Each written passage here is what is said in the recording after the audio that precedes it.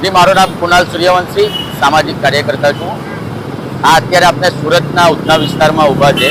आज स्वच्छताना धोरणे भारतमां सौप्रथम स्थान मेळवनार सूरतमां आज जे खारीओनी सफाई जे प्री मोन्सून कामगीरीना नामे कोर्पोरेशन द्वारा करवामां आवे छे, तो मोटा मोटा कचराओना ढगला अहींया रेसिडेन्शियल विस्तारमां के ज्यां बाजुमां स्कूलो आवेली छे, हजारों बाळको आ जे कचराना ढगलाओ छे एनी बाजुमां स्कूलो आवेली छे, रेसिडेन्शियल सोसायटीओ आवेली छे, बाजुमां गौशाला आवेली छे અને આ જે કચરો જાહેર માર્ગ છે, જે અમારો ઉધના વિસ્તારનો જાહેર માર્ગ છે, જ્યાંથી હજારો ગાડી વાહન ચાલકો અહીંયાથી પસાર થાય છે ને એવા વિસ્તારોમાં આવો ચીકણો એકદમ જે ગાડી સ્લીપ થાય ને અકસ્માત થાય તે પ્રમાણે જે આ કચરાના ઢગલામાંથી નીકળતું મળ ને જે ગંદકી છે તે બહાર જાહેર માર્ગ પર આવે છે।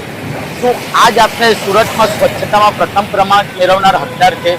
આ સદંતર વહીવટી તંત્રની નિષ્ફળતા છે। જે ખારીમાંથી કચરો અહીંયા કાઢીને બાજુમાં જ ખારી અને બાજુમાંથી કાઢીને અહીંયા ઢગલો કરે છે, જ્યારે ખજોટમાં આટલો મોટો ડિસ્પોઝલ પ્લાનનો સુરત મહાનગરપાલિકાએ પ્લાન બનાવ્યો છે, શું કેમ ત્યાં ટ્રાન્સફર કચરો નથી કરવામાં આવતા? જ્યારે આ રેસિડેન્શિયલ સોસાયટીની વચ્ચોવચ્ચ આ કચરાના ઢગલા કરવામાં આવે છે, તેના કારણે ખૂબ જ ગંદકી, દુર્ગંધ અને આરોગ્યને ખૂબ જ હાનિકારક પહોંચે એવા આજુબાજુના રહીશોમાં આ સમસ્યા છે। ને સૌપ્રથમ વાત કે જે ખાડીઓમાં જે કચરો જમાવટ થાય છે, એ કચરો જમાવટ થવાના કારણે અત્યારે વરસાદ પડી રહ્યો છે।